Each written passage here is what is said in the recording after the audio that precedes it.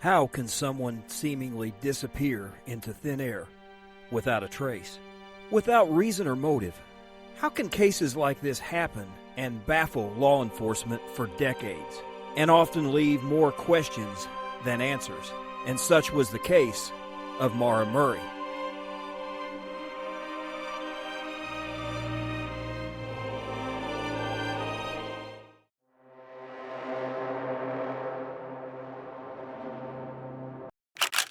Maura Murray is a woman who disappeared in New Hampshire in 2004. She disappeared after a car crash near Woodsville, New Hampshire, a town of about 1,400 people. Maura was a 21-year-old nursing student at the University of Massachusetts. She was born in Massachusetts and grew up there, attending high school in Hanson, Massachusetts. Her parents divorced when she was 6. After the divorce, she lived mostly with her mother. Prior to her disappearance, all was not calm in her life. In 2003, a few months before her disappearance, Maura would admit to using a stolen card to order food from several area restaurants. The charge was eventually dismissed. But during this time, it was reported Maura began having trouble in her family life. In early 2004, she was working as a campus security officer. Her supervisor noticed the issues she was having. One night, she spoke at length with her sister by phone. They discussed the problems her sister was having with her fiancé. Apparently, the conversation also involved her sister's struggles with alcoholism. In early February, Maura's father arrived in Amherst. Her father would later report the two went car shopping and out to dinner with one of Maura's friends. After the dinner, Maura took her father back to his motel room. She borrowed his vehicle to drive to a campus dorm party. She was said to have left this party at about 2:30 a.m. At around 3:30 a.m., Maura struck a guardrail on Route 9 near Hadley. Her father's vehicle was damaged, and an officer took an accident report. Oddly, there was no record of a field sobriety test being conducted. She was driven to her father's motel room. At around 4:49 a.m., Maura made a phone call to her boyfriend from her father's cell phone. The contents of this call are unknown. Later that morning, her father rented a car and took her to the university to drop her off. He then headed to Connecticut. The two would speak later that night, agreeing to discuss the next day about the required insurance forms needed to be filled out so a claim could be filed on the damaged vehicle. On Monday, February 9th, Maura's computer records showed at this time she searched MapQuest directions to the Berkshires and Burlington, Vermont. At around 1 p.m. on this date, she emailed her boyfriend, promising to call him later this day. That afternoon, Maura emailed a work supervisor explaining she'd be out of town for the week due to a death in the family. Her family would later state no death had occurred in the family. She then packed her vehicle with clothing, toiletries, textbooks, and birth control pills. Later, police would find a printed email to her boyfriend indicating possible trouble between the two. At around 3:30 p.m., Maura drove off the campus. The campus was closed at this time from a snowstorm.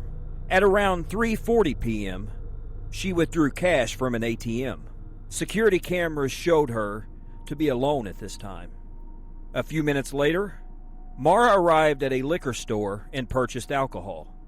Security cameras showed her to be alone at the liquor store as well. She then left Amherst, and it was believed she traveled up Interstate 91 north. At 4:37 p.m., she checked her voicemail. That was the last recorded use of her cell phone. There was never a record of her informing anyone of her intended destination. A little after 7 p.m., a Woodsville, New Hampshire resident reported hearing a loud thumping sound outside her home. She described seeing a car against a snowbank on Route 112. 911 records noted the woman claimed to have seen a man smoking a cigarette inside the car, but the woman later stated she did not see a man smoking a cigarette in the car, but rather a glowing red light, possibly from a cell phone. Others in the area reported seeing a young woman walking around the vehicle. A witness stated he asked the woman if he could call for help, but she refused and asked him not to call for help. Knowing cellular service was difficult in this area, the witness drove home and called the police anyway. I just asked her how she was. She said she was shaken up. I couldn't see any blood on her face, and she was shaking like this. I says, okay, I'm going to go call the police. At 7:46 p.m., the first police officer arrived at the scene. The car was notably damaged and locked. Inside and outside the car, the officer observed red stains that appeared to be red wine.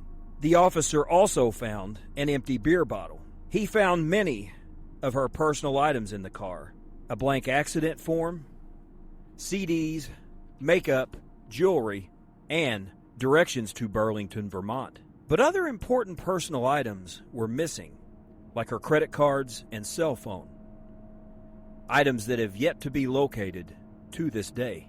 Later that night, another witness reported seeing a person moving eastbound by foot on Route 112, approximately 4 to 5 miles from where Murray's vehicle was discovered.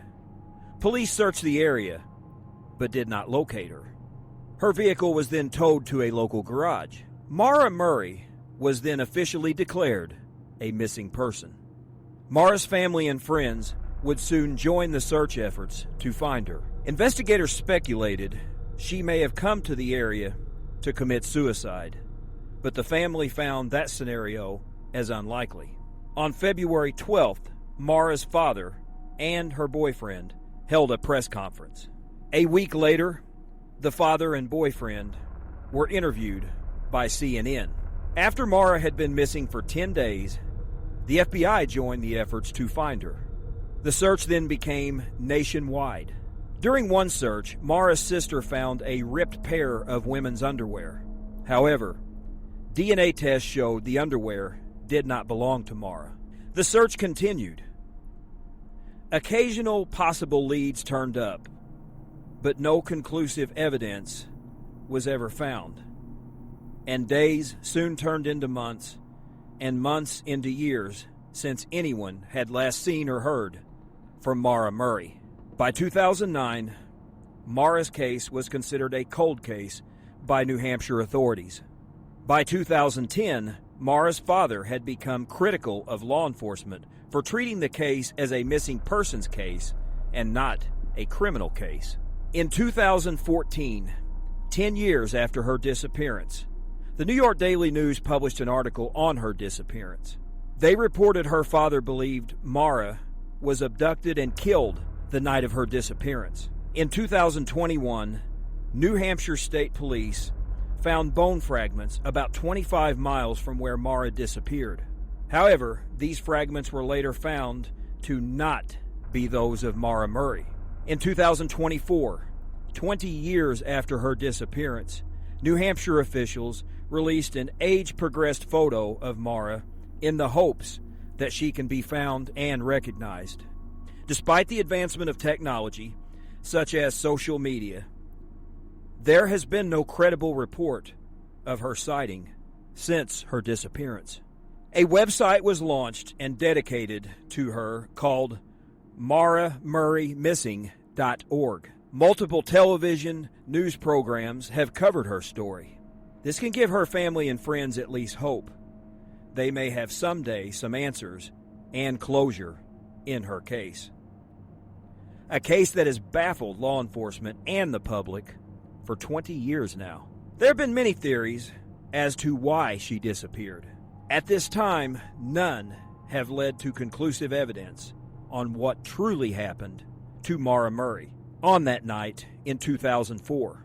Whether she intended to disappear or was abducted against her will, her disappearance remains an unsolved mystery to this day.